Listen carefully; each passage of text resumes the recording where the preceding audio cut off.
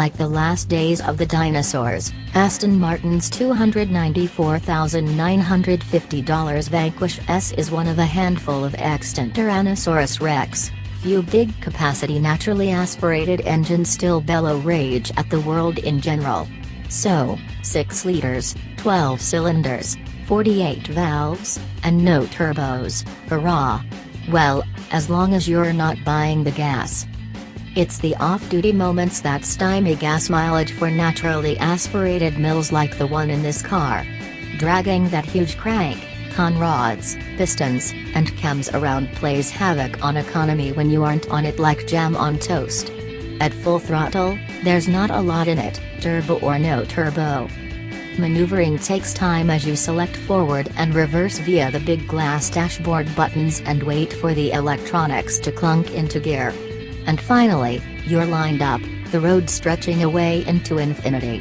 Floor it and the air fills with an anguished yowl as 580 horsepower of unstoppable force overcomes the immovable resistance of 2-foot-wide wireless, which instantly makes smoke.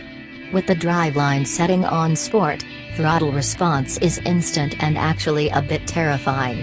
The soundtrack is all T-Rex bombast, gurgling, popping, roaring, and growling, so playing tunes is hugely entertaining.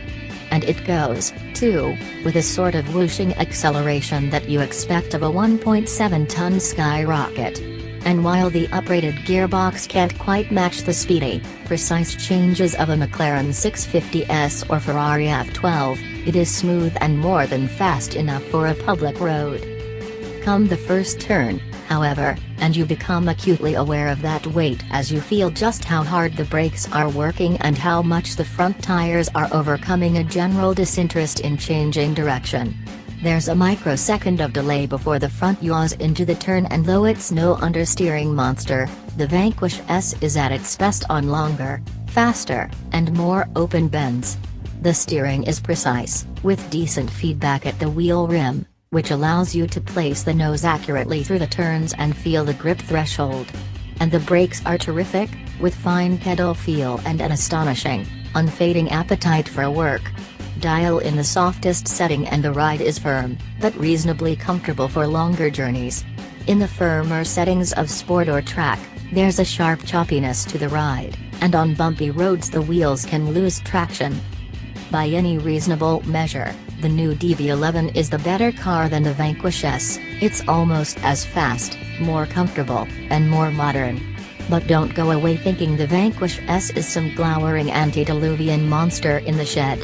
Its abilities might not be as well-rounded as those of the car on Aston's newer chassis, but in sheer speed, mechanical grip, and above all that thrilling V12, it's every bit a superlative Gran Turismo and the last of a very special breed.